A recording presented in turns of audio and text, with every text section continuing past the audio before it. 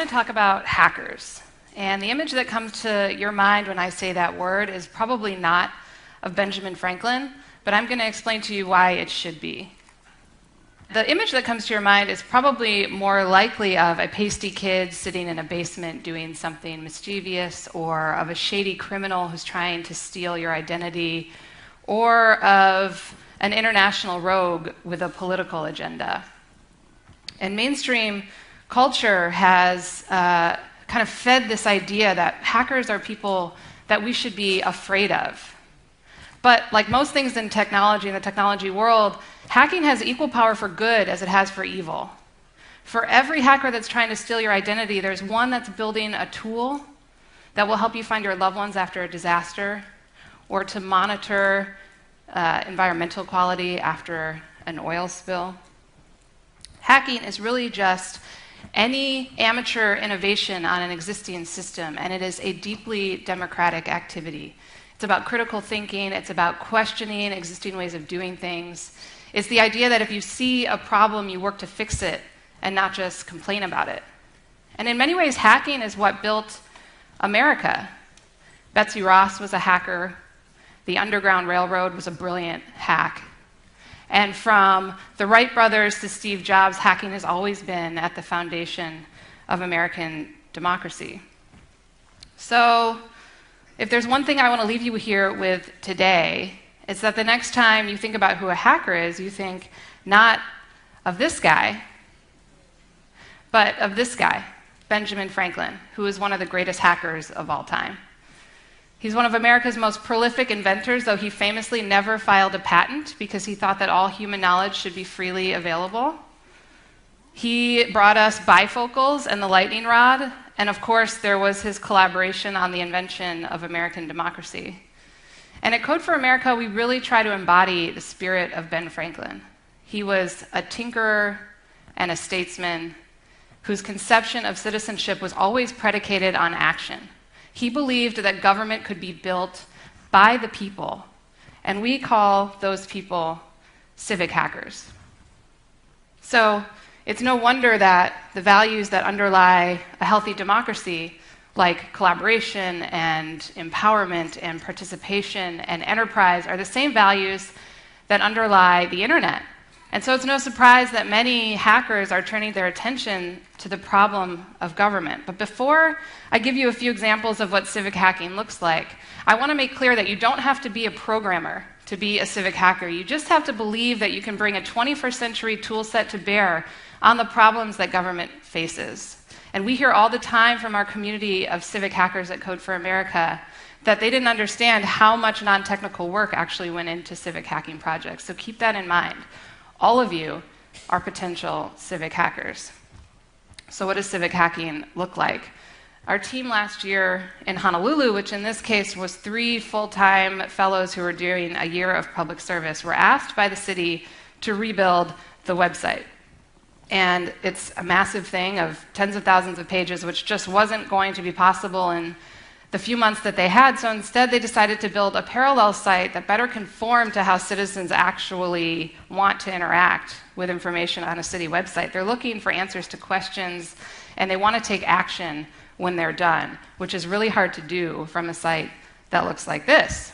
So our team built Honolulu Answers, which is a super simple search interface where you enter a search term or a question and get back plain language answers that drive a user towards action.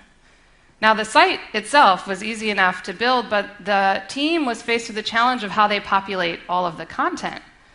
It would have taken the 3 of them a very long time, especially given that none of them are actually from Honolulu. And so they did something that's really radical when you think about how government is used to working. They asked citizens to write the content. So you've heard of a hackathon. They held a write-a-thon, where on one Saturday afternoon,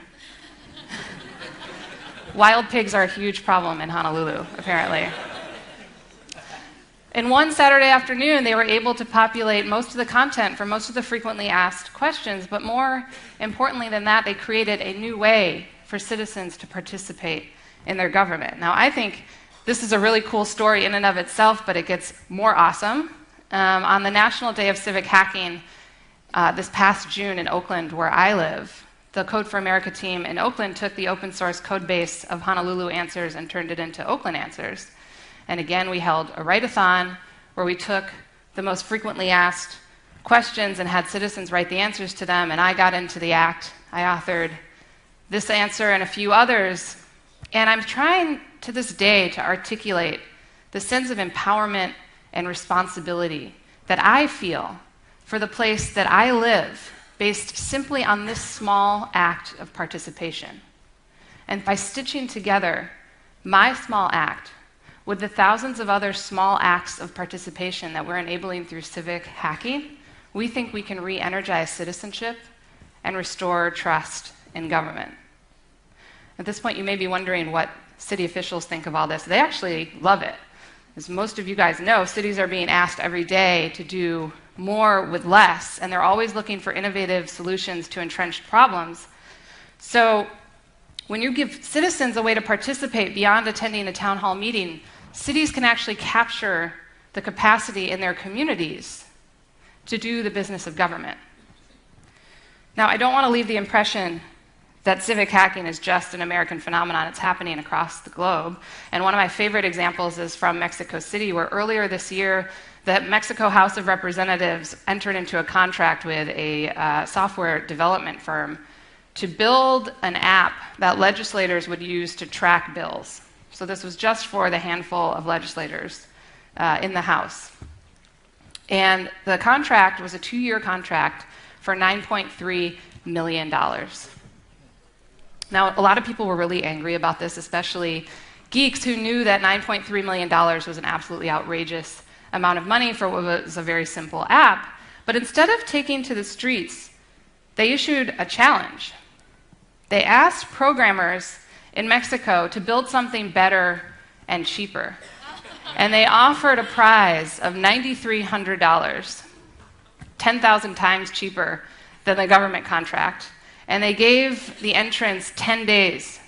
And in those 10 days, they submitted 173 apps, 5 of which were presented to Congress and are still in the App Store today.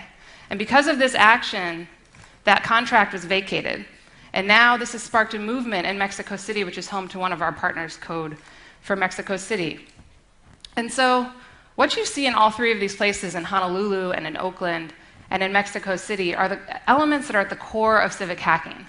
It's citizens who saw things that could be working better, and they decided to fix them. And through that work, they're creating a 21st century ecosystem of participation. They're creating a whole new set of ways for citizens to be involved, besides voting or signing a petition or protesting. They can actually build government. So back to our friend Ben Franklin, who one of his lesser-known accomplishments was that in 1736 he founded the first volunteer firefighting company in Philadelphia called a brigade. And it's because he and his friends noticed that the city was having trouble keeping up with all the fires that were happening in the city. And so in true civic hacker fashion, they built a solution. And we have our own brigades at Code for America working on the projects that I've just described. And we want to ask you to follow in Ben Franklin's footsteps and come join us. We have 31 brigades in the US. We are pleased to announce today that we're opening up the brigade to international cities for the first time, starting with cities in Poland and Japan and Ireland. You can find out if there's a brigade where you live at brigade.codeforamerica.org. And if there's not a brigade where you live, we will help you. We've created a toolkit which also lives at brigade.codeforamerica.org, and we will support you along the way.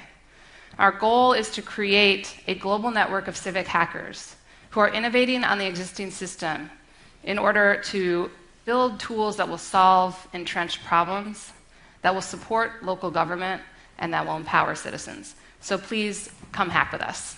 Thank you.